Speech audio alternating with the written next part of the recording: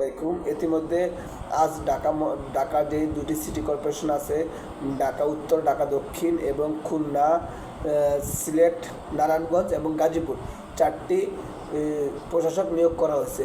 চারটি বিভাগে বা চারটি সিটিতে নতুন প্রশাসক নিয়োগ করা হয়েছে।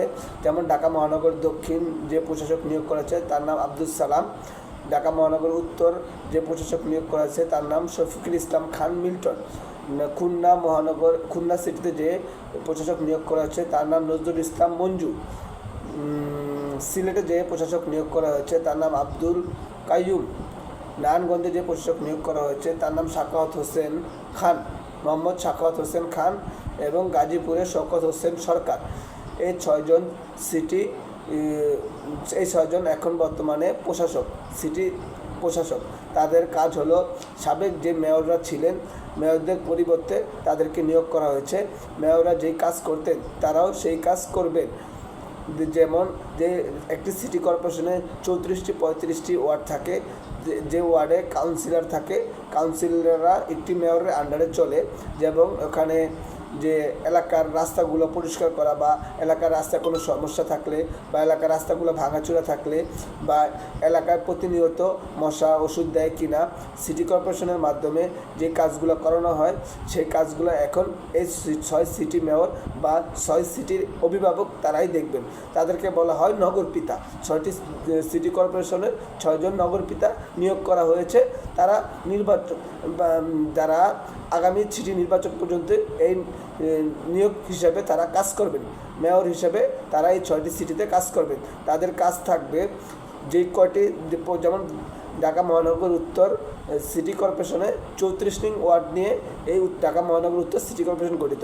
34টি ওয়ার্ডে কী ধরনের সমস্যা, যেমন বৃষ্টির সময় যদি পানি হয়, বা রাস্তা ভাঙাচোরা, বা রাস্তা পথে ময়লা আবর্জনা, যেমন যারা ঝাড়ু দেয় তাদের কিন্তু সিটি কর্পোরেশনের আওতায় তারা কাজ করে থাকেন। এবং যারা মশার ওষুধ দেয় আপনারা দেখে থাকেন, তারাও কিন্তু সিটি কর্পোরেশন আওতায়। তারা এই নগরপিতারা, যেমন এখন বর্তমানে কোনো কাউন্সিলর নাই, প্রত্যেকটা জায়গায় প্রশাসক নিয়োগ করা। যে প্রশাসকরা ঠিকমতো কাজ করতেছে কিনা, মানুষের জনভোগ হচ্ছে কিনা, মানুষের কোনোভাবে কোনো রকম ভোগান্তিতে পড়তেছে কিনা রাস্তাঘাটে, বা মশা, রাস্তা ভাঙাচোরা বা জলাশয় হওয়ার সম্ভাবনা আছে কিনা, যতদিন পর্যন্ত সিটি কর্পোরেশনের নির্বাচন না হবে ততদিন পর্যন্ত এই 6 জন তা দেখবে, রক্ষণাবেক্ষণ করবে। তাদের মাধ্যমে যে সিটি কর্পোরেশন পরিচালিত হবে, তার যতদিন পর্যন্ত নির্বাচন না হয়ে নতুন কোনো মেয়র নিযুক্ত হবে। নতুন মেয়র হলে তারা আর এই প্রশাসক হিসাবে থাকতে পারবেন না। যতদিন পর্যন্ত তারা থাকবে, নির্বাচন না হবে ততদিন পর্যন্ত এই 6 জন প্রশাসক নিয়োগ থাকে। সিটি কর্পোরেশনের যে কাজগুলো আছে তারা করার চেষ্টা করবে এবং তাদের মাধ্যমে হবে। তাদের কাজ হলো, যেমন যেই ওয়ার্ডগুলোতে আছে, ওয়ার্ডগুলোতে যে প্রশাসক নিয়োগ করা আছে, বা প্রত্যেকটা ওয়ার্ডে একজন করে সরকারি লোক নিয়োগ করা আছে, যেমন তাদের কাছ থেকে জনগণ যেটা পেয়ে থাকেন, ওয়ার্ড কমিশনার সার্টিফিকেট, বা তাদের কাছ থেকে অনেক সময় টিসিবি কার্ডেরও তারা একটা সিস্টেম করে দিয়ে থাকছেন। বিগত সরকার থাকাকালীন যে ওয়ার্ডে অনেক রকমের মানুষকে সেবা দেওয়া হইতো, বা তারা এখন যে সিটিতে যারা নতুন প্রশাসক হয়েছে তাদের মাধ্যমে যে ওয়ার্ডে যে প্রশাসক নিয়োগ করা আছে তাদের পরামর্শের মাধ্যমে যে ওয়ার্ডে যে ধরনের সমস্যা, সেই সমস্যাগুলো সমাধান করার চেষ্টা করবে এবং জনগণকে একটি সুন্দর ওয়ার্ড বা সুন্দর নগর দেওয়ার চেষ্টা করবে। তাদের থেকে যেন জনগণ একটি ভালো কাজ করে।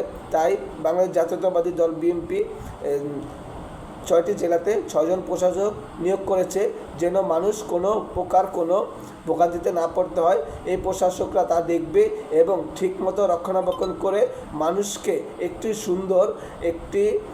সুন্দর মতো পরিবেশ, একটি সুন্দর ওয়ার্ড এবং একটি মানবিক দেশ, একটি মানবিক সিটি কর্পোরেশন, একটি মানবিক সুন্দর এবং জনদুর্ভোগ এলাকা এবং জনদুর্ভোগ সিটি কর্পোরেশন পুরস্কার হিসেবে দিতে পারে। তাই তাদেরকে বাংলাদেশ জাতীয়তাবাদী দল দায়িত্ব দিয়েছেন। তাদের দায়িত্ব থাকবে যতদিন পর্যন্ত বাংলাদেশের সিটি কর্পোরেশনের কোনো নির্বাচন হবে না। নির্বাচন হয়ে গেলে তাদের দায়িত্ব থাকবে না। আসসালামু আলাইকুম। এই বলে আজ আমার কথা এখানে শেষ করতেছি।